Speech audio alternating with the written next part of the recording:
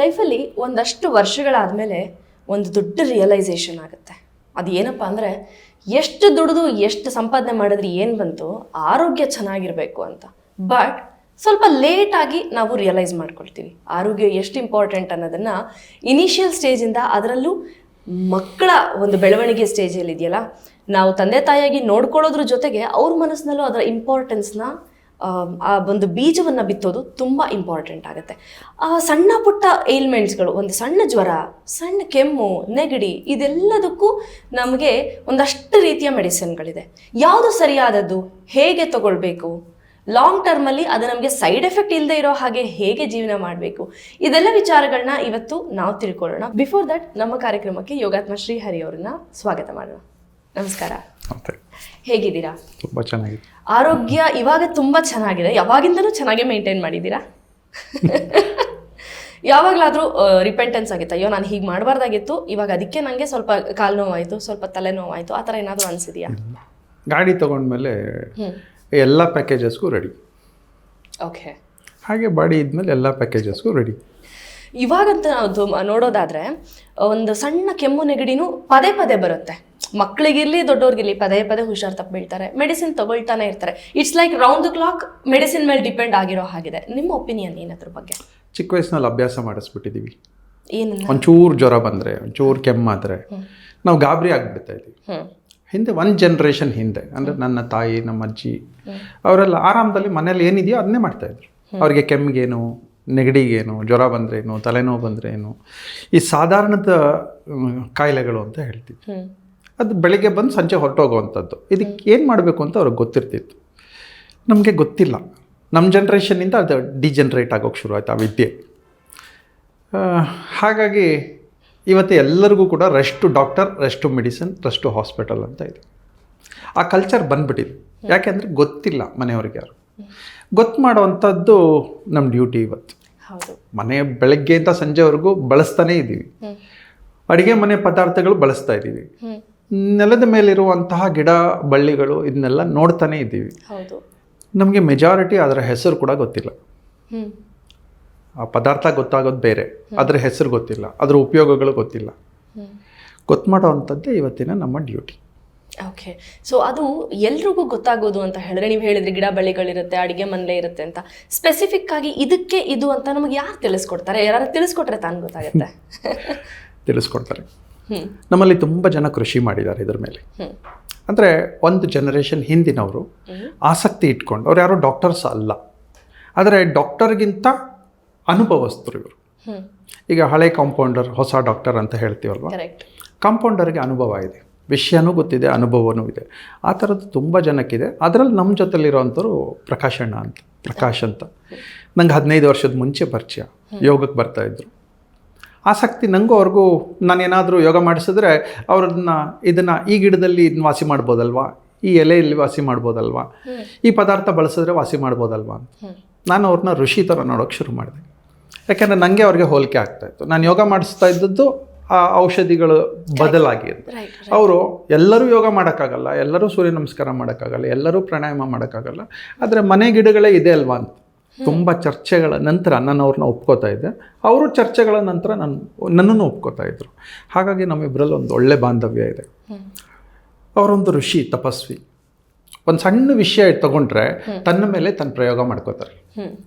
ಅದು ಏನು 1 ದಿನ 2 ದಿನ ಅಲ್ಲ, ಒಂದು 10 ತಿಂಗಳುಗಟ್ಟಲೆ ಪ್ರಯೋಗ ಮಾಡ್ತಾರೆ. ಒಂದು ಸಣ್ಣ ವಿಷಯ, ಒಂದು ಎಲೆ ವಿಷಯ, ಒಂದು ಹುಲ್ಲಿನ ವಿಷಯ, ಒಂದು ಬಳ್ಳಿ, ಒಂದು ಈರುಳ್ಳಿ, ಬೆಳ್ಳುಳ್ಳಿ, ಅಂಥದ್ದೇ ಬಳಸಿ ಏನೇನು ಕಾಂಬಿನೇಷನ್ ಕೊಟ್ಟರೆ ಇದು ಏನೇನು ಆರೋಗ್ಯಕ್ಕೆ ಸರೋಗುತ್ತೆ. ಚರ್ಮದ ಕಾಯಿಲೆ ಇರ್ಬೋದು, ಒಳಗಡೆ ಇರ್ಬೋದು, ಹೊರಗಡೆ ಇರ್ಬೋದು, ಕಣ್ಣಿನ ದೃಷ್ಟಿ ಇರ್ಬೋದು, ಕೂದಲು ಕಪ್ಪು ಬಿಳಿ, ಇದು ಎಲ್ಲವೂ ಕೂಡ ನಮ್ಮ ನೇಚರಲ್ಲಿ ಇರೋವಂಥದ್ದೇ. ಅಂಥದ್ರ ಮೇಲೆ ಕೃಷಿ ಮಾಡಿ ನನ್ನ ಜೊತೆ ಹಂಚ್ಕೊಳ್ಳೋರು. ನಾನು ಇದನ್ನು ದೊಡ್ಡದು ಮಾಡಿ ಅಂತ ಹೇಳ್ತಾ ಇದ್ದೆ. ಬೇಡ, ನಂಗೆ ಸಾಕು ಅನ್ನೋರು ಯಾವಾಗ ಅವ್ರನ್ನ ಹೊರಕ್ಕೆ ತರುವ ಪ್ರಯತ್ನ ಇದೆ.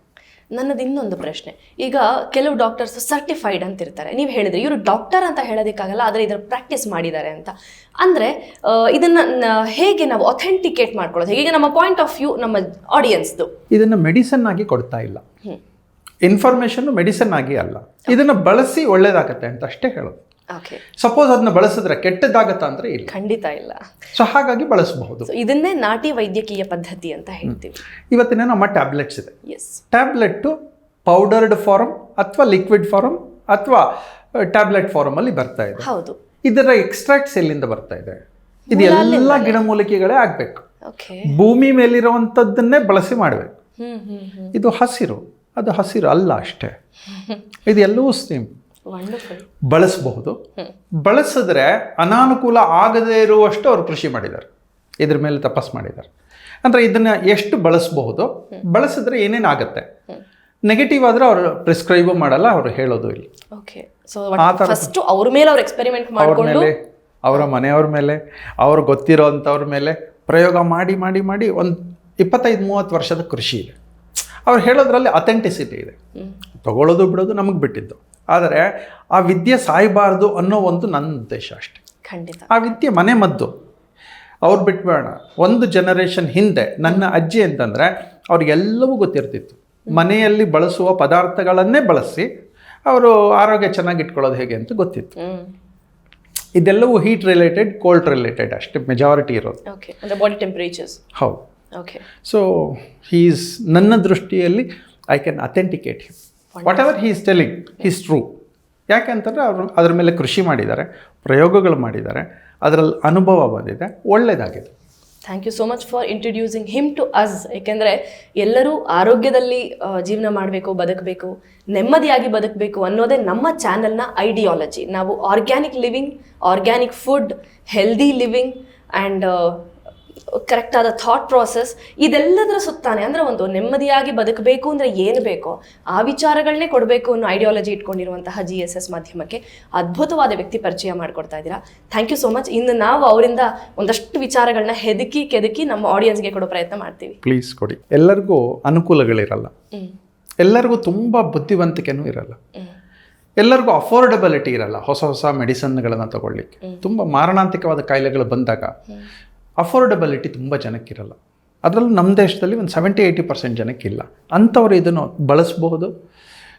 ಒಂದು 10 ವರ್ಷಗಳು ಆಯುಸ್ ಚೆನ್ನಾಗಿ ವೃದ್ಧಿ ಮಾಡ್ಕೋಬೋದು, ಆರೋಗ್ಯವಾಗೂ ಇರ್ಬೋದು. Yes. Thank you so much. ವೀಕ್ಷಕರೇ, ಹಾಗಿದ್ರೆ ನಾವು ಪ್ರಕಾಶ್ ಅವರನ್ನು ಕಾರ್ಯಕ್ರಮಕ್ಕೆ ಸ್ವಾಗತ ಮಾಡೋಣ. ಅವರ ಅವರ ಜೀವನಾವಧಿಯ ಅಷ್ಟು ತಪಸ್ಸೇನಿದೆ ಅದನ್ನು ನಮಗೆ ಎಳೆಯಾಗಿ ಒಂದೊಂದೇ ಮಂತ್ರವನ್ನು ನಮಗೆ ಹೇಳ್ತಾ ಹೋಗ್ತಾರೆ. ನಾವು ಆರೋಗ್ಯಕ್ಕೆ ಬರಬೇಕು, ಸಮಾಜ ಸುಧಾರಣೆ ಆಗಬೇಕು ಆರೋಗ್ಯದ ನಿಟ್ಟಿನಲ್ಲಿ ಅಂತ. ಬನ್ನಿ, ಹಾಗಿದ್ರೆ ಲೇಟ್ ಮಾಡೋದು ಬೇಡ, ಅವ್ರನ್ನ ವೆಲ್ಕಮ್ ಮಾಡೋಣ. ಪ್ರಕಾಶ್ ಸರ್, ಕಾರ್ಯಕ್ರಮಕ್ಕೆ ಸ್ವಾಗತ. ಹೇಗಿದ್ದೀರಾ? ನನಗೆ ಕೇಳ್ತೀಯಾ ಹೇಗಿದೆಯಾ ಅಂತ ಹೇಳ್ತೀರಾ? ಆ ಥರ ಇಲ್ಲ, ಕೇಳಬೇಕಾದ್ದು. ಖಂಡಿತ. ಈ ನಾಟಿ ವೈದ್ಯಕೀಯ ಪದ್ಧತಿ ಅನ್ನೋದನ್ನ ನೀವು ಪ್ರಾಕ್ಟಿಕಲ್ ಆಗಿ ಅದನ್ನೇ ಜೀವಿಸ್ತಾ ಬಂದಿದ್ದೀರಿ. ನಮ್ಮ ಸುತ್ತ ಏನು ಸಿಗುತ್ತೆ ಅದರಲ್ಲೇ ಯಾವ ಆರೋಗ್ಯ ಸಮಸ್ಯೆಗೆ ಏನು ಬೇಕು ಅನ್ನೋದನ್ನ. ಹಾಗಿದ್ರೆ ಇದೆಲ್ಲ ಹೇಗೆ ಶುರುವಾಗುತ್ತೆ ಮನುಷ್ಯನ ಜೀವನದಲ್ಲಿ? ಆ ದೇಹ ರಚನೆ ಇರ್ಬೋದು, ಇದು ಪ್ರಾರಂಭ ಎಲ್ಲಿಂದ ಅಂತ ನಮಗೆ ತಿಳಿಸ್ಕೊಡಿ. ಓಂ ಹ್ರೀಂ ಪರಾಶಕ್ತಿಯೇ ನಮಃ. ಓಂ ಅಚ್ಯುತಾಯ ಅನಂತಾಯ ಗೋವಿಂದಾಯ ನಮಃ. ಅದರಲ್ಲಿ ಒಂದೊಂದಾಗಿ ನಾವು ವಿಂಗಡಿಸಿ ಹೇಳಬೇಕಾಗುತ್ತೆ. ಮೊದಲನೇದಾಗಿ ನಮ್ಮ ದೇಹದಲ್ಲಿ ಜೀರ್ಣಾಂಗವ್ಯೂಹ, ವಿಸರ್ಜನಾಂಗವ್ಯೂಹ, ಶ್ವಾಸಾಂಗವ್ಯೂಹ, ರಕ್ತ ಪರಿಚಲನೆದು, ಮತ್ತು ಹಲವಾರು ಗ್ರಂಥಿಗಳು, ಮತ್ತು ನರಮಂಡಲ, ಹಿಂಗೆ ಒಂದೊಂದೇ ಸಿಸ್ಟಮ್ ಮಡಗಿದ್ದಾನೆ.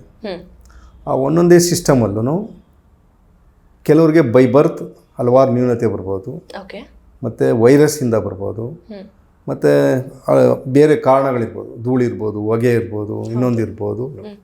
ಇವತ್ತು ನಾನು ಒಂದು ಪರಿಚಯ ಮಾಡೋಕ್ಕೆ ಇದು ಮಾಡ್ತೀನಿ. ಸಾಮಾನ್ಯವಾಗಿ ಬರೋ ಎಲ್ಲರಿಗೂ ಮೂಗಿರೋ ಗಂಟ, ನೆಗಡಿ, ಕೆಮ್ಮು ತಪ್ಪಿದ್ದಲ್ಲ ಅಂತಾರೆ. ಅದಕ್ಕೆ ದಿವ್ಯ ಔಷಧವಾಗಿ ಗ್ರೀನ್ ಬ್ಲಡ್ ಅಂತ ಹೆಸರಿಟ್ಟಿದ್ದೇನೆ.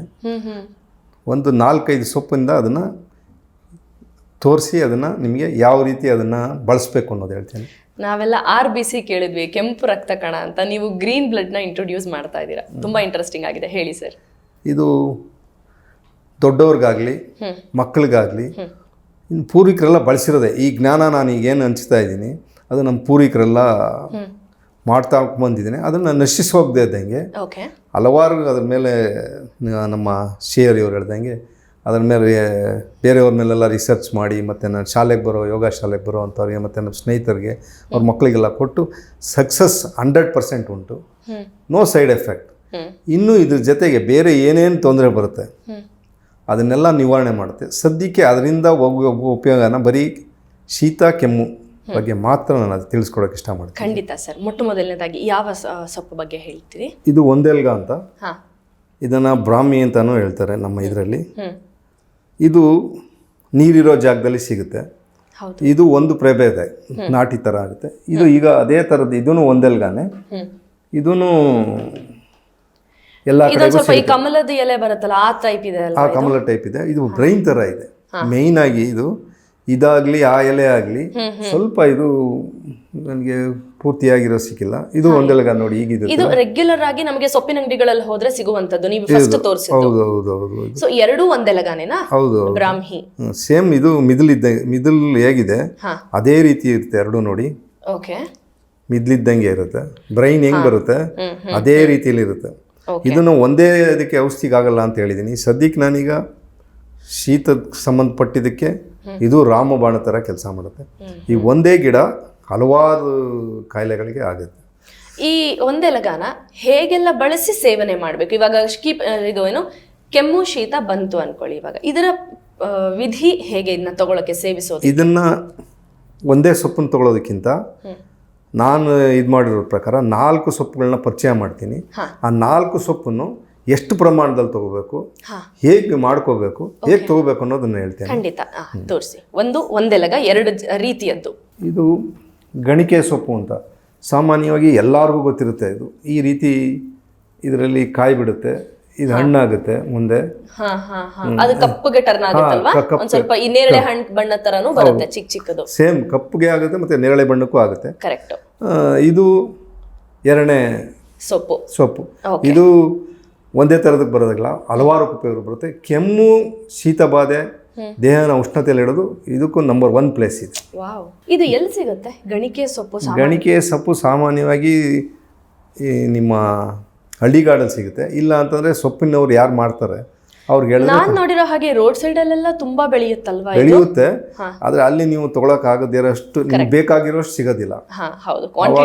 ಕ್ವಾಂಟಿಟಿ ಈಗ ನಾ ಹೇಳೋ ಒಂದು ಪ್ರಮಾಣ ಒಂದು ಇಡಿ ಹೇಳ್ತೀನಿ, ಒಂದು ಇಡಿ ನಿಮ್ಗೆ ಅಲ್ಲಿ ಎಲ್ಲೂ ಸಿಗೋದಿಲ್ಲ. ಆಗ 1-2 ಸಿಕ್ಕಿದ್ರೆ ನಿಮ್ಗೆ ಅಷ್ಟು ಸಿಗೋದಿಲ್ಲ. ಅದರಲ್ಲಿ ಸೊಪ್ಪು ಬಳಕೆ ಆಗುತ್ತಾ, ಕಾಯಿ ಬಳಕೆ ಆಗುತ್ತಾ? ಕಾಯಿ ಬಳಕೆ ಆಗುತ್ತೆ, ಸೊಪ್ಪು ಬಳಕೆ ಆಗುತ್ತೆ. ಇದು ಇನ್ನೊಂದು ತುಂಬಾ ಶಕ್ತಿಯುತವಾಗಿ ಕೆಲಸ ಮಾಡೋದು ಬಾಣಂತಿಯರಿಗೆ. ಅದು ಆ ಸಬ್ಜೆಕ್ಟ್ ಬಂದಾಗ ಹೇಳ್ತೀನಿ. ಖಂಡಿತ ಸರ್, ಖಂಡಿತ. ಇದು 3ನೇದು ತುಳಸಿ. ಇದು ತುಳಸಿ ಸಾಮಾನ್ಯವಾಗಿ ಎಲ್ರಿಗೂ ಗೊತ್ತಿರೋದೇ, ಮನೆ ಮುಂದೆ ಬೆಳೆಸಿರ್ತಾರೆ. ಇದರಲ್ಲೂ 2 ಪ್ರಭೇದ ಇದೆ. ಕೃಷ್ಣ ತುಳಸಿ ಅಂತಿದೆ, ಅದು ತುಂಬ ಸ್ಟ್ರಾಂಗ್ ಆಗಿ ಕೆಲಸ ಮಾಡುತ್ತೆ ಈ ನಮ್ಮ ಕೆಮ್ಮು ನೆಗಡಿ ಶೀತ ಬಾಧೆಗೆ. ರಾಮಬಾಣ ಥರ ಕೆಲಸ ಮಾಡುತ್ತೆ. ಇದು ಒಂದು ಮೇಡಮ್. ಶ್ರೀ ತುಳಸಿ ರೆಗ್ಯುಲರ್ ಶ್ರೀ ತುಳಸಿ. ಇದು ಕೃಷ್ಣ ತುಳಸಿ ಇನ್ನೂ ಚೆನ್ನಾಗಿ ಕೆಲಸ ಮಾಡುತ್ತೆ. ಅದು ಬಿಟ್ಬಿಟ್ಟು ನಿಮಗೆ ಶ್ವಾಸಕೋಶದಲ್ಲಿ ಏನೇನು ಸೇರುತ್ತೆ, ಕಫ ಕೆಮ್ಮು ನೆಗಡಿ ಶೀತ, ಎಷ್ಟು ಜನ ತುಂಬ ಪರದಾಡ್ತಾರೆ ಆ ಸಿರೋಪು ಈ ಸಿರೋಪು ಅಂತ. ಅವೆಲ್ಲ ಏನು, ಇವಾಗ ಬೇಸಿಗೆ ಕಾಲ ಆದ್ರಿಂದ ನನಗೆ ತುಂಬ ಶಕ್ತಿಯುತವಾಗಿ ಗಿಡ ಸಿಕ್ಕಿಲ್ಲ. ಯಾವ ಗಿಡ ಸಿಕ್ಕಿದೆ ಅದನ್ನು ಪರಿಚಯ ಮಾಡಿಸ್ತಾ ಇದ್ದೀನಿ. ಇದು ಅಷ್ಟೇ, ಇದನ್ನ ಕುಪ್ಪೆ ಸೊಪ್ಪು ಅಂತಾರೆ, ನಾಡು ಭಾಷೆಯಲ್ಲಿ ತಿಪ್ಪೆ ಸೊಪ್ಪು ಅಂತಾರೆ. ಸಾಮಾನ್ಯವಾಗಿ ತಿಪ್ಪೆ ಎಲ್ಲಿರುತ್ತೆ ಅಲ್ಲಿ ಸಿಗುತ್ತೆ. ಇದನ್ನು ಉತ್ತರ ಪ್ರದೇಶ ಬಾಕಿ ಕಡೆ ಎಲ್ಲಾನು ಲಕ್ಷ್ಮಿ ಅಂತ ಪೂಜೆ ಮಾಡ್ತಾರೆ. ಇದು ಹಲವಾರು ಕಾಯಿಲೆಗಳು ಬರುತ್ತೆ. ಅದರಲ್ಲಿ ಸ್ಕಿನ್ ನೀವು ಆಲೆ ಹೇಳಿದ್ರಿ, ಅದಕ್ಕೂ ರಾಮಬಾಣ ಥರ ಕೆಲಸ ಮಾಡುತ್ತೆ. ಎಲ್ಲದಕ್ಕಿಂತ ಇದು ಮೇಜರ್ ಆಗಿ ಕೆಮ್ಮು ಕಫ ನೆಗಡಿ ಶೀತವಾದಲ್ಲಿ ಯಾರ್ಯಾರು ತುಂಬ ಪರದಾಡ್ತಾರೆ, ಒಂದು ಸಲ ಬಳಸಿಬಿಟ್ರೆ ಇವರು ಮತ್ತೆ ಇದನ್ನು ಬೇರೆ ಯಾವುದೇ ಇದಕ್ಕೂ ಹೋಗೋದಿಲ್ಲ, ಬೇರೆ ಮೆಡಿಸಿನ್ ಆಲ್ಟರ್ನೇಟ್ಸ್ ಹೋಗೋದಿಲ್ಲ. ಇದು ಒಂದನ್ನೇ ತೆಗಿಯೋದಿಲ್ಲ, ಜೊತೆಯಲ್ಲಿ ಬೇರೆ ಬೇರೆ ಏನೇನು ನ್ಯೂನ್ಯತೆ ಇದೆ ಅದೆಲ್ಲ ತೆಗೆಯುತ್ತೆ. ನಾನು ಇಂಗ್ಲೀಷ್ ಔಷಧಿ ಆಗಲಿ ಇನ್ನೊಂದು ಇದನ್ನಾಗಲಿ ಏನು ಇದು ಮಾಡಲ್ಲ. ಅದೆಲ್ಲ ತುಂಬ ಎಮರ್ಜೆನ್ಸಿ ಇದ್ದಾಗ ಮಾತ್ರ ನಾವು ತುಂಬ ತುರ್ತಿದ್ರೆ ಇಮ್ಮಿಡಿಯೇಟ್ ರಿಲೀಫ್ಗೆ ಅವಾಗ ಮಾತ್ರ ನಮ್ಮ ಪೂರ್ವಿಕರು ಬಳಸ್ತಾ ಇದ್ರು. ಆಮೇಲೆ ಎಲ್ಲ ನಮ್ಮ ಜೀವನ ಶೈಲಿ ಎಲ್ಲ ಚೇಂಜ್ ಮಾಡಿ ನಮ್ಮ ದೇಹನೆಲ್ಲ ತೊಗೊಂಡೋಗಿ ಗ್ಯಾರೇಜಿಗೆ ಬಿಡೋ ಥರ ನಾವು ನಮ್ಮ ಹಣ ನಮ್ಮ ನೆಮ್ಮದಿ ಎಲ್ಲ ಹಾಳು ಮಾಡ್ಕೊಳ್ತಾ ಇದ್ದೀವಿ. ಖಂಡಿತ ಸರ್. ಇದು ಆಗಬಾರ್ದು ಅಂತ ನಾನೊಂದು ಸ್ವಲ್ಪ ಕೆಲವಾರು ವಿಚಾರಗಳನ್ನ ತುಂಬ ಚೆನ್ನಾಗಿ ಬೇರೆಯವ್ರ ಮೇಲೆ ಪ್ರಯೋಗ ಮಾಡಿ ಅದರಲ್ಲಿ ಸಕ್ಸಸ್ ಕಂಡು ಸಮಾಜಕ್ಕೆ ಒಂದು ಒಳ್ಳೇದಾಗಲಿ ಅನ್ನೋ ಕಾರ್ಯಕ್ಕೋಸ್ಕರ ಹೇಳ್ತಾ ಇದ್ದೀನಿ. ಖಂಡಿತ. ಈ ಕುಪ್ಪೆ ಸೊಪ್ಪು ಎಲ್ಲಿ ಸಿಗುತ್ತೆ? ಯಾಕಂದ್ರೆ ಸೊಪ್ಪನ್ನು ಮಾರೋರು ಅಥವಾ ಸೊಪ್ಪು ಮಂಡಿಗಳಲ್ಲಿ ಇದು ಸಿಗೋದು ವಿರಳ ಅನ್ಕೋತೀನಿ. ಹೌದು, ಅದಕ್ಕೋಸ್ಕರನೇ ಅದರದ್ದು ಇತ್ತಂದಿದ್ದೀನಿ. ಎಲ್ಲ ರಸ್ತೆಯಲ್ಲೂ ಬಿಟ್ಟಿರುತ್ತೆ. ಇದು ಒಂದು ಬೆಲ್ಟಲ್ಲಿ ಬೆಳೆಯುತ್ತೆ, ಆ ಬೆಲ್ಟಲ್ಲಿ ಮಾತ್ರ ಬೆಳೆಯುತ್ತೆ, ಇಲ್ಲದೆ ಬೇರೆ ಕಡೆ ಸಿಗಲ್ಲ. ಎಲ್ಲಿ ಅಂತ ಇದು ಸಾಮಾನ್ಯವಾಗಿ ಹಳ್ಳಿ ಜನರು ಎಲ್ರಿಗೂ ಗೊತ್ತಿರುತ್ತೆ. ಪಾರ್ಕ್ಗಳಲ್ಲಿ ಬಿಟ್ಟಿರುತ್ತೆ, ಎಲ್ಲೂ ಡಿಸ್ಟರ್ಬ್ ಆಗದೆ ಇರುವಂಥ ಜಾಗ ಇದ್ದರೆ ಅಲ್ಲಿ ಬರುತ್ತೆ. ಇದು ಪ್ರಕೃತಿಲಿ ಹಂಗೆ ಬರುತ್ತೆ. ಇವೆಲ್ಲ ಕೆಲವೆಲ್ಲ ಗಿಡಗಳಿವೆಲ್ಲ, ಅದು ಒಂದೊಂದು ಹೇಳ್ಕೊಂಡು ಹೋದಾಗ ನಿಮ್ಗೆ ಗೊತ್ತಾಗುತ್ತೆ. ಆ ಗಿಡಗಳು ತೋರಿಸ್ತಾ ಈ ಗಿಡ ಮಾತ್ರ ಅದಾಗದೇ ಉತ್ಪತ್ತಿ ಆಗುತ್ತೆ. ಬೀಜ ಪ್ರಸಾರ ಹೆಂಗೋ ಆಗಿ, ಪಕ್ಷಿಯಿಂದಾನು ಹೆಂಗೋ ಆಗಿ ಅದು ಬರುತ್ತೆ. ಬಟ್ ಇದಂತೂ ಯಾರು ದಮ್ಮು ಅದೆಲ್ಲ ತುಂಬ ಸಫರ್ ಮಾಡ್ತಾರೆ. ಆ ಥರದವ್ರಿಗಂತೂ ಸಾಕಷ್ಟು ಜನಕ್ಕೆ ಕೊಟ್ಟಿದ್ದೀನಿ, ಒಳ್ಳೆ ಗುಡ್ ರಿಸಲ್ಟ್ ಹೇಳಿದೆ. ಬರೀ ಅದೊಂದನ್ನೇ ಹೇಗೆ ಬಳಸಬೇಕು ಅಂತ. ವೀಕ್ಷಕರೇ ನೋಡ್ಕೊಳ್ಳಿ, ನಮ್ಮ ಕ್ಯಾಮ್ರಾಮನ್ ನವೀನ್ ಇದನ್ನ ಕ್ಲೀನಾಗಿ ತೋರಿಸ್ತಾ ಇದ್ದಾರೆ. ಅದರ ಫೀಚರ್ಸ್ ಹೇಗಿದೆ, ಹೇಗೆ ಐಡೆಂಟಿಫೈ ಮಾಡೋದು ಗಿಡನ ಅಂತ ನೋಡ್ಕೊಂಬಿಡಿ. ಈ ಸೊಪ್ಪಿನ ಹೆಸರು ಕುಪ್ಪೆ ಸೊಪ್ಪು ಅಥವಾ ತಿಪ್ಪೆ ಸೊಪ್ಪು ಅಂತಾನು ಹೇಳ್ತಾರೆ. ನಾಡು ಭಾಷೆಯಲ್ಲಿ ತಿಪ್ಪೆ ಸೊಪ್ಪು ಅಂತಾರೆ. ಎಸ್. ಇವಾಗ ಹೇಳಿ ಸರ್, ಈಗ ಕೆಮ್ಮು, ಶೀತ, ದಮ್ಮು, ಇದಕ್ಕೆ ಇವತ್ತು ಹೇಳಿದ ಈ ಸೊಪ್ಪುಗಳನ್ನ, ಈ ಗ್ರೀನ್ ಬ್ಲಡ್ ಹೇಗೆ, ಗಂಟ್ಲಿ ಕೆರೆತ ಆಗಲಿ, ಶೀತ ಆಗಲಿ, ಕಫ ಸ್ಟೋರೇಜ್ ಆಗಿರಲಿ, ಕರಗಿ ಹಾಗೆ ಯೂರಿನಲ್ಲಿ ಟಾಯ್ಲೆಟ್ ಆಗಿ ಹೊಂಟೋಗ್ಬಿಡುತ್ತೆ ಇದು. ಓಕೆ. ಅದು ನಿಮಗೆ ಎಲ್ಲಿತ್ತು ಕಫ ಅನ್ನೋದೇ ಗೊತ್ತಾಗಲ್ಲ. ಸ್ಟಾರ್ಟಿಂಗಲ್ಲಿ ಒಂದು ಕೊಟ್ಬಿಟ್ರು ಅಂತೂ ಒಂದು 2 days ತುಂಬ ಕಡಿಮೆ ಇದೆ ಅಂದರೆ ಒಂದೇ ಡೋಸಲ್ಲಿ ಕ್ಲಿಯರ್ ಆಗಿಬಿಡುತ್ತೆ. ಒಂದು ದಿವಸ ನೀವು ತಗೊಂಡು ಅಷ್ಟು ಶಕ್ತಿ ಕೊಟ್ಟಿದ್ದಾನೆ ಪ್ರಕೃತಿಲಿ. ನಾನೇನಂದ್ರು ಪ್ರಕೃತಿನ ತುಂಬ ಬಿಲೀವ್ ಮಾಡ್ತೀನಿ ಮೇಡಮ್. ಯಾಕೆ ಅಂದರೆ ನಮ್ಮಲ್ಲಿ ನಮ್ಮ ಭಾರತ ದೇಶದಲ್ಲಿ ಯಾರ್ಯಾರು ಇದುವರೆಗೂ ಇದ್ದಾರೆ, ನಾನು ಸರ್ವಜ್ಞ ಆಗಿರ್ಬೋದು, ಕಮಾದೇವಿ ಆಗಿರ್ಬೋದು, ವಿವೇಕಾನಂದರಾಗಿರ್ಬೋದು, ಬಾಕಿ ಯಾರ್ಯಾರಿದ್ದಾರೆ ಅವರೆಲ್ಲ ಒಳ್ಳೊಳ್ಳೆ ಇದನ್ನು ನಮ್ಮ ಸಮಾಜಕ್ಕೆ ಕೊಟ್ಟೋಗಿದ್ದಾರೆ. ಆ ರೀತಿ ಸಮಾಜಕ್ಕೆ ಒಳ್ಳೇದಾಗಬೇಕು ಅನ್ನೋ ದೃಷ್ಟಿಯಿಂದ ಮಾತ್ರ ನಾನು ಇದನ್ನು ಇದು ಮಾಡ್ತೇನೆ. ಈಗ ಒಂದೆಲ್ಗನ ಒಂದು ಮುಷ್ಟಿಯಷ್ಟು ತೊಗೋಬೇಕು. ಒಂದು ಮುಷ್ಟಿ ಬರುವಷ್ಟು ಎಷ್ಟು ಬರುತ್ತೆ ಅಷ್ಟು ಮಾತ್ರ ತೊಗೊಳ್ಬೇಕು. ಅಷ್ಟನ್ನೇ ಗಣಿಕೆ ಸೊಪ್ಪನ್ನ ಒಂದು ಮುಷ್ಟಿ ಬರಬೇಕು, ಒಂದು ಮುಷ್ಟಿ ಪ್ಲಸ್ ತುಳಸಿನ ಒಂದು ಮುಷ್ಟಿ ಬರಬೇಕು. ಈ ಕುಪ್ಪೆ ಸೊಪ್ಪಲ್ಲಿ ಇದನ್ನು ಸೇರಿಸಿ ಹಾಕ್ಬೇಕು. ಇದು ಗಿಡದಿಂದ ಹಿಡಿದು ಬೇರು ಕಂಟನೂ ನಿಮಗೆ ಔಷಧಿ ಗುಣ ಇದೆ. ಇದು ಯಾರು ಬಳಸ್ತಾರೆ ಮತ್ತೆ ಹುಡುಕಾಡ್ತಾರೆ. ಇದರಲ್ಲಿ ಈ ಥರ ಕಾಯಿ ಥರ ಬಿಡುತ್ತೆ. ಇದಿಷ್ಟು ಸೇರಿಸಿ ಒಂದಿಡಿ ಆಗಬೇಕು. ಇವನ್ನ ಒಂದೊಂದನ್ನೇ ಎಲ್ಲಾನು ಕ್ಲೀನಾಗಿ ಫಸ್ಟು ಇದೆಲ್ಲೆಲ್ಲೋ ಬೆಳೆಯೋದ್ರಿಂದ ಇದನ್ನು ಬಳಸಬೇಕಾದ್ರೆ ಫಸ್ಟು ಉಪ್ಪು ನೀರಲ್ಲಿ ತೊಳ್ಕೊಬೇಕು. ಅಂದರೆ ತಣ್ಣೀರಿಗೆ ಉಪ್ಪು ಹಾಕಿ ಅದರಲ್ಲಿ ಸ್ವಲ್ಪ ಯಾಕೆಂದರೆ ಇದರಲ್ಲಿ ಗಣಿಕೆ ಸೊಪ್ಪಲ್ಲಾದರೂ ಅಷ್ಟೇ ಹುಳು ಇರೋದು ನೀವೇನಾದ್ರು ತೊಗೊಂಡ್ರೆ ಇನ್ನೂ ಜಾಸ್ತಿ ಆಗುತ್ತೆ. ಯಾವುದೇ ಸೊಪ್ಪಲ್ಲಿ ಹುಳು ಹತ್ತಿರಬಾರ್ದು, ಆ ಥರದ್ದು ತೊಗೊಳ್ಬೇಕು. ಇದು ಹುಳು ಹತ್ತಲ್ಲ, ಅಕಸ್ಮಾತ್ ಆ ಥರದ್ದು ಏನಾರು ಇದ್ದರೆ ಬೇರೆ ಸೈಡ್ ಎಫೆಕ್ಟ್ ಆಗ್ಬೋದು. ಒಬ್ಬ ಮನುಷ್ಯನಿಗೆ ಒಂದೇ ಥರ ನಾನು ಹೇಳ್ದಂಗೆ ಎಲ್ಲ ಕ್ರಿಯೆ ನಡೀತಾ ಇದ್ರು ಅವ್ರಿಗೆ ಬಾಡಿಗೆ ಅದು ರಿಸೀವ್ ಆಗಬೇಕು, ಮತ್ತು ಸೈಡ್ ಎಫೆಕ್ಟ್ ಆಗಬಾರ್ದು. ಆದ್ದರಿಂದ ಬಳಸ್ಬೇಕಾದ್ರೆ ಇವರು ಡೋಸೇಜ್ನ ಸ್ವಲ್ಪ ಕಡಿಮೆಯಿಂದನೇ ಬಳಸಬೇಕು. ಹೀಗೆ ಒಂದೊಂದು ಇಡಿ ಎಲ್ಲಾನು, ಒಂದೆಲ್ಗ ಒಂದಿಡಿ, ಗಣಿಕೆ ಸೊಪ್ಪು ಒಂದಿಡಿ, ತುಳಸಿಡಿ, ಕುಪ್ಪೆ ಸೊಪ್ಪು ಒಂದಿಡಿ. ಇದರಲ್ಲಿ ಎಲ್ಲಾನು ಬರುತ್ತೆ. ಇದು ನಿಮಗೆ ಇದಕ್ಕೆ ಮಾತ್ರ ಇದನ್ನ ಕ್ಲೀನ್ ಮಾಡಿಕೊಂಡು ತೊಗೊಳ್ಬಿಡ್ಬೇಕು. ಎಲ್ಲಾನು ಸೇರಿಸಿ ಮಿಕ್ಸಿ ಮಾಡಿ ಬಟ್ಟೆನಲ್ಲಿ ಸೋಸಿ ಅದು 1 ಕಪ್ ಅಂತ ಇಟ್ಕೊಳ್ಳಿ. ಎಲ್ಲ ಸೇರಿಸಿ ಎಲ್ಲ ಸೇರಿಸಿ 1 ಕಪ್ ಬರುತ್ತೆ. ಒಂದು ಚಿಕ್ಕ ಕಪ್ಪು, ಒಂದು ಕಾಫಿ ಕಪ್. ಆ ಕಪ್ ರಸಕ್ಕೆ ಅಷ್ಟೇ ನೀರಾಲು, ಹಾಲು ಅದರಲ್ಲಿ ನೀರಾಗಿರ್ಬೇಕು, ಗಟ್ಟಿಯಾಗಿರ್ಬಾರ್ದು. ಯಾಕೆಂದರೆ ಕೆಲವ್ರಿಗೆ ಅದು ಕಫಾನ ಜಾಸ್ತಿ ಮಾಡಿಬಿಡುತ್ತೆ ಹಾಲು. ಆದ್ರಿಂದ ನೀರಾಲು ಹಾಕ್ಬೇಕು. ಈಗ ನೀವು ಮಿಕ್ಸಿ ಮಾಡಬೇಕು ಅಂದ್ರಲ್ಲ, ಮಿಕ್ಸಿ ಮಾಡುವಾಗಲೂ ನೀರು ಹಾಕಿ ಮಾಡಿರ್ತೀವಿ ಸೊಪ್ಪಿಗೆ, ಅದು ಗ್ರೈಂಡ್ ಆಗಬೇಕು ಅಲ್ಲ, ಸ್ವಲ್ಪ ಹಾಕಿದ್ರೆ ಸಾಕು. ಬಾಕಿದೆಲ್ಲ ಅದರಲ್ಲೇ ಇರೋ ರಸ ಬಿಡುತ್ತೆ. ಅದಕ್ಕೆ ಗ್ರೀನ್ ಬ್ಲಡ್ ಅನ್ನೋದು. ಈಗ ಇದೇನು 1 ಲೋಟ ಕ್ವಾಂಟಿಟಿ ಬಂದಿರುತ್ತೆ, ಅದಕ್ಕೆ ಸಮನಾದ ನೀರು ಹಾಲನ್ನ ಮಿಕ್ಸ್ ಮಾಡ್ತೀವಿ. ನೀರು ಹಾಲನ್ನ ಪೂರ್ತಿ ಮಿಕ್ಸ್ ಮಾಡ್ಕೋಬಾರ್ದು. ಜ್ಯೂಸು, ನೀರಾಲು, 1 ಸ್ಪೂನ್ ಜೇನುತುಪ್ಪ, ಪ್ಲಸ್ 1 ಸ್ಪೂನ್ ಸಕ್ಕರೆ ಬಳಸಬಾರ್ದು. ಸಕ್ಕರೆ ಬಳಸದೇ ಇದ್ರೆ ತುಂಬ ಉತ್ತಮ. ಅಕಸ್ಮಾತ್ ಕೆಲವ್ರಿಗೆ ತೊಳಕಾಗದೇ ಇದ್ರೆ ಬೆಲ್ಲ ಹಾಕೋಬೋದು. ಈ ಸಕ್ಕರೆ ಹಾಕಿ, ಈ ಹಾಲು ಹಾಕಿ, ಜೇನುತುಪ್ಪ ಹಾಕಿ ಈ ಮಿಕ್ಸ್ ಮಾಡೋದ್ರಿಂದ ಇದನ್ನು ಹಾಗೆ ಕುಡಿಯೋಕ್ಕಾಗಲ್ಲ. ಇದು 4 ಮಿಕ್ಸ್ ಮಾಡಿದ ತಕ್ಷಣ ಆ್ಯಪಲ್ ಜ್ಯೂಸ್ ಆಗ್ಬಿಡುತ್ತದೆ. ಫ್ಲೇಮ್ ಆ್ಯಪಲ್ ಜ್ಯೂಸ್ ಥರ ಬರುತ್ತೆ. ಓಕೆ ಓಕೆ ಕೆಲವ್ರಿಗೆ ಕುಡಿಯೋಕ್ಕೆ ಆಗಲ್ವಲ್ಲ, ಆವಾಗ ಈ ರೀತಿ ಇದನ್ನ ಆ್ಯಡ್ ಮಾಡೋದ್ರಿಂದ ಓಕೆ 100% ಆ್ಯಪಲ್ ಜ್ಯೂಸ್ ಥರ ಆಗುತ್ತೆ. ಇವಾಗ ನೀವು ಹೇಳಿದ್ರಿ ಇವಾಗ 1 ಲೋಟ ಹಸಿರು ರಸ ಬಂದಿರುತ್ತೆ, ಅದರಲ್ಲಿ 1 ಸ್ಪೂನ್ ತಗೋಬೇಕಾ? ಆ ಹಸಿರು ರಸಕ್ಕೆ ಈ 1 ಲೋಟ ಹಾಲು ಕಂಪ್ಲೀಟ್ ಎಲ್ಲ ಮಿಕ್ಸ್ ಮಾಡ್ಬೇಕಾ? ಕ್ವಾಂಟಿಟಿ ಇನ್ನೊಂದ್ಸತಿ ಹೇಳಿ. ಆ 1 ಲೋಟ ಬಂದಿದ್ದಲ್ಲಿ 3 ವಿಭಾಗ ಮಾಡ್ಕೋಬೇಕಾಗುತ್ತೆ. ಒಂದೇ ದಿವಸ ಬಳಸೋದಾದರೆ ಎಲ್ಲ ಮಿಕ್ಸ್ ಮಾಡ್ಬೋದು. ಸಪೋಸ್ ನೀವು ಅದನ್ನು ಮಿಕ್ಸ್ ಮಾಡಿ ಸಾಯಂಕಾಲ ತೊಗೊಳ್ತೀನಿ, ಮಧ್ಯಾಹ್ನ ತೊಗೊಳ್ತೀನಿ, ಫ್ರೆಶ್ ಮಾಡ್ಕೋಬೇಕು ಅಂದರೆ ಅದರಲ್ಲಿ ನೀವು ಹೇಳ್ದಂಗೆ ಒಂದು ಭಾಗ ಯಾಕೆಂದರೆ ಅರ್ಥ ಆಗಬೇಕು, ಒಂದು ಭಾಗ ಅಂದರೆ ಲೋಟದಲ್ಲಿ 1/4 ಭಾಗದಷ್ಟು ತೊಗೋಬೇಕು, 1/4 ಭಾಗದಷ್ಟು ನೀರಲ್ಲಿ ತೊಗೋಬೇಕು, 1 ಸ್ಪೂನ್ ಜೇನುತುಪ್ಪ ತೊಗೋಬೇಕು. ಜೇನುತುಪ್ಪ 2 ಸ್ಪೂನ್ ಹಾಕೊಂಡ್ರು ತೊಗೋಬೋದು. ಅವರ ಬಾಡಿ ಇದ್ರ ಮೇಲೆ ಹೋಗುತ್ತೆ, ಯಾಕೆಂದರೆ ಎಕ್ಸಸ್ ಹೀಟ್ ಆಗಿಬಿಟ್ರೆ ಅವ್ರಿಗೆ ಕೆಲವ್ರಿಗೆ ಇನ್ನು ಬಾಕಿದೆಲ್ಲ ಸೈಡ್ ಎಫೆಕ್ಟ್ ಕೊಟ್ಬಿಡುತ್ತೆ. ಆದ್ದರಿಂದ ಜೇನುತುಪ್ಪನ ಅವ್ರ ಬಾಡಿಗೆ ತಕ್ಕಂಗೆ ತೊಗೋದು. ಜೇನುತುಪ್ಪ ಆ್ಯಡ್ ಮಾಡಲೇಬೇಕು. ಪ್ಲಸ್ ಇದನ್ನು ಸಕ್ಕರೆ ಆಗಲಿ ಬೆಲ್ಲ ಆಗಲಿ ಅದು ಅವ್ರಿಗೆ ದೇಹಕ್ಕೆ ಅನುಗುಣವಾಗಿ ಅದನ್ನು ಹಾಕೋಬೋದು. ಇದನ್ನು ಮೊದಲನೇ ಡೋಸಲ್ಲೇ ಅವ್ರಿಗೆ ಗೊತ್ತಾಗ್ಬಿಡುತ್ತೆ. ಇದನ್ನ ದಿನಕ್ಕೆ 3 ಬಾರಿ ತಗೊಳ್ಬಹುದು. 3 ಬಾರಿ ಮಾಡೋದಕ್ಕೇನೆ ಈ ರೀತಿ ಮಾಡ್ಕೋಬೇಕು, ಇಲ್ಲದ್ರೆ ಎಲ್ಲ ಒಟ್ಟಿಗೆ ಮಿಕ್ಸ್ ಮಾಡ್ಕೊಂಡ್ಬಿಡ್ಬೋದು. ಅವತ್ತಿಂದ ಅವತ್ತೇ ಬಳಸಿದ್ರೆ ಒಳ್ಳೇದು. ನಾಳೆ ಬಳಸೋಕೆ ಹೋದ್ರೆ ಅದು ಬೇರೆ ತರ. ಈಗ ಬೆಳಿಗ್ಗೆ ಮಾಡಿಟ್ಟಿರೋದನ್ನ ರಾತ್ರಿ 3 ಹೊತ್ತು ತಗೋಬೇಕು ಅಂದಾಗ ಒಂದ್ಸತಿ ಮಾಡಿದ್ದನ್ನ ಅದನ್ನ ಸ್ಟೋರೇಜ್ ಹೇಗೆ ಮಾಡ್ಬೇಕು? ಫ್ರಿಡ್ಜ್ ಅಲ್ಲಿ ಇಡ್ಬೋದಾ ಅಥವಾ ಹಾಗೆ ಇಟ್ಟರು ಏನ್ ಕೆಡಲ್ವಾ? ಅಲ್ಲ, ಹಾಗೆ ಇಟ್ಟರು ಕೆಡಲ್ಲ. ಒಂದು ತಣ್ಣೀರು ಬಟ್ಲಲ್ಲಿ ಈ ಜ್ಯೂಸ್ನ ಡಬ್ಬದಲ್ಲಿ ಹಾಕಿ ಇಟ್ಕೊಳ್ಳೋದು. ಕರೆಕ್ಟ್. ಅವಾಗ ಇಲ್ದೇ ತಿರ್ಗಾ ನೀವು ಫ್ರಿಜ್ಜು ಆ ತಂಗ್ಳ ಪೆಟ್ಟಿಗೆ ಅಂತ ಅದ್ರ ಹೆಸರು ನಾನು. ಆ ತಂಗ್ಳ ಪೆಟ್ಟಿಗೆ ಇಟ್ಟರೆ ತಿರ್ಗಾ ಅದನ್ನ ಕೂಲ್ ಮಾಡ್ಬೇಕಾಗುತ್ತೆ. ಅದ್ರ ಬದಲು ನೀರಿನ ಪಾತ್ರೆನಲ್ಲಿ ಅದನ್ನ ಇಟ್ಬಿಟ್ಟು ಅದು ಸೇಮ್ ರೆಫ್ರಿಜರೇಷನ್ ಕೊಡುತ್ತೆ, ಸೇಮ್ ರಿಸಲ್ಟ್ ಕೊಡುತ್ತೆ. ಏನ್ ರಿಸಲ್ಟ್ ಕೊಡುತ್ತೆ? ನಿಮ್ಮ ಮಾಮೂಲಿ ಯಾವತ್ತು ಇದು ಫ್ರೆಶ್ ಮಾಡಿ ತಗೊಂಡ್ರೆ ತುಂಬಾ ಒಳ್ಳೇದು. 100% ರಿಸಲ್ಟ್ ಬರುತ್ತೆ, ಇದರಲ್ಲಿ ಯಾವ ಡೌಟು ಬೇಡ. ಇದನ್ನ ಬಳಸಿ ಫೀಡ್ಬ್ಯಾಕ್ನ ಕೊಡಿ ಅಂತ. ಖಂಡಿತ. ಈ ಯಾವ ಸೊಪ್ಪುಗಳು ಕೆಲವು ಸೊಪ್ಪುಗಳು ಸ್ವಲ್ಪ ಇರಿಟೇಷನ್ ಮಾಡುತ್ತೆ ತಗೊಂಡಾಗ, ಗಂಟ್ಲು ಕೆರೆತಾನೋ ಅಥವಾ ಸ್ವಲ್ಪ ಸ್ಕಿನ್ ಅಲರ್ಜಿನೋ ಒಂದು ಸ್ವಲ್ಪ ತುರಿಕೆ ಬರೋ ಹಾಗೆ ಆಗುತ್ತೆ. ಕೆಲವು ಸೊಪ್ಪುಗಳು ಗೊತ್ತಿಲ್ಲ ನನಗೆ, ಆ ತರ ಯಾವುದೇ ರೀತಿ ಇದು ಯಾವುದು ಮಾಡಲ್ಲ, ಯಾವುದೇ ಸೈಡ್ ಎಫೆಕ್ಟ್ ಆಗೋದಿಲ್ಲ. ಇದು ವಂಡರ್ಫುಲ್ ಸರ್. ಒಂದೊಂದರಿಂದಾನು ಇನ್ನೂ ಹಲವಾರು ಕಾಯಿಲೆಗಳು ಹೋಗುತ್ತೆ.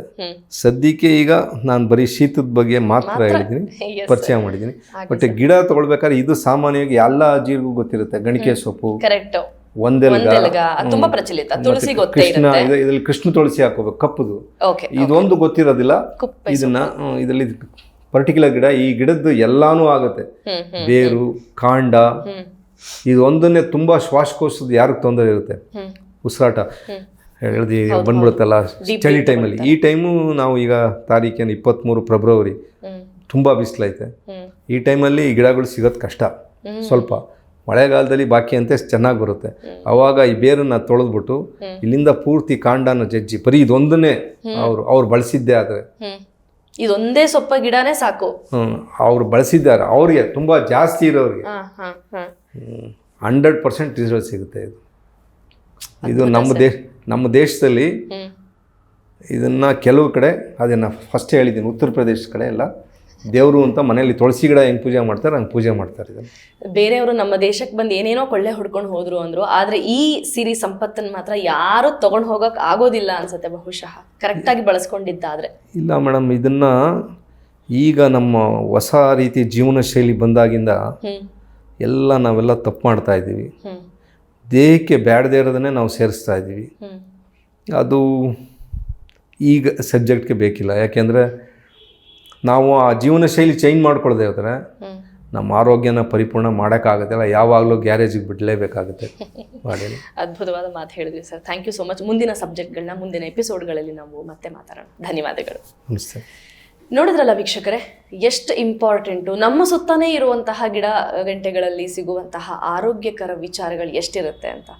ಮುಂದಿನ ಎಪಿಸೋಡ್ನಲ್ಲಿ ಇನ್ನೂ ತುಂಬ ಇಂಟ್ರೆಸ್ಟಿಂಗ್ ಆಗಿರೋ ವಿಚಾರಗಳನ್ನ ಮಾತಾಡ್ತಾ ಹೋಗೋಣ. ಇದರದ್ದು ಒಂದು ಸೀರೀಸ್ನ ನಿಮಗೆ ಕೊಡೋ ಪ್ರಯತ್ನ ಮಾಡ್ತಾ ಇದ್ದೀವಿ. ನಮ್ಮ ಉದ್ದೇಶ ಇಷ್ಟೇ, ಎಲ್ಲರೂ ಆರೋಗ್ಯಕ್ಕೆ ಬರಬೇಕು, ಸಂತೋಷವಾಗಿ ನೆಮ್ಮದಿಯಾಗಿ ಜೀವನವನ್ನು ಮಾಡಬೇಕು, ಆರೋಗ್ಯ ಭಾಗ್ಯ ಎಲ್ಲರದ್ದಾಗಬೇಕು ಅನ್ನೋದು. ಮುಂದಿನ ಸೀರೀಸ್ನ ನೋಡೋದಕ್ಕೆ ವೆಯ್ಟ್ ಮಾಡ್ತಾ ಇರಿ. ಹಾಗೆಯೇ ಇದನ್ನು ನೀವೇನಾದರೂ ಎಕ್ಸ್ಪೆರಿಮೆಂಟ್ ಮಾಡಿದ್ರೆ, ಟ್ರೈ ಮಾಡೋದೇ ಆದರೆ ಮಾಡಿಬಿಟ್ಟು ಅದರ ಫೀಡ್ಬ್ಯಾಕನ್ನು ಖಂಡಿತ ತಿಳಿಸಿ. ನಾನು ಪ್ರಕಾಶ್ ಅವರಿಗೆ ಖಂಡಿತ ತಿಳಿಸ್ತೀನಿ. ಈಗಾಗಲೇ ಅವರು ಸಾಕಷ್ಟು ರಿಸರ್ಚ್ ಮಾಡಿ ಪ್ರೂವನ್ ಮೆಡಿಕೇಶನ್ ನಮಗೆ ಕೊಡ್ತಾ ಇದ್ದಾರೆ. ನಿಮಗೂ ವರ್ಕೌಟ್ ಆಯ್ತಾ, ನಮ್ಮ ಚಾನೆಲ್ನಲ್ಲಿ ನೋಡಿದಂತಹ ವಿಚಾರ ನಿಮ್ಗೇನಾದ್ರು ಎಫೆಕ್ಟಿವಿಟಿ ಕೊಡುತ್ತಾ ಅನ್ನೋ ವಿಚಾರನ ನಮಗೆ ತಿಳಿಸೋದನ್ನ ಮರಿಬೇಡಿ. ಕಾಮೆಂಟ್ ಸೆಕ್ಷನ್ನಲ್ಲಿ ನಿಮ್ಮ ಫೀಡ್ಬ್ಯಾಕನ್ನು ನಮಗೆ ತಿಳಿಸಿ. ನೋಡ್ತಾ ಇರಿ GSS ಮಾಧ್ಯಮ. ಇದು ಕಿರುಚಾಟ ಅಲ್ಲ, ಸ್ಪಷ್ಟತೆ.